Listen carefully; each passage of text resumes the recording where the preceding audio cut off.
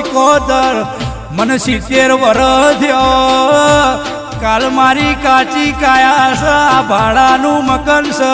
મોહ માયા મેલીને જતું રહેવું પડશે ગોડી અરે રે માં કોઈ અમર નહીં ને કોઈ અમર થશે નહીં પણ મરતે મરતે પેલી વાતનો સંદેહો મારા મોતીના કાકડા ચોરી ગયા ખરાબ ફોરે મને કાકડો નહીં જલાવતો મારો મોતી ભુવાના ગણે પરે મુવાગત નહીં જવા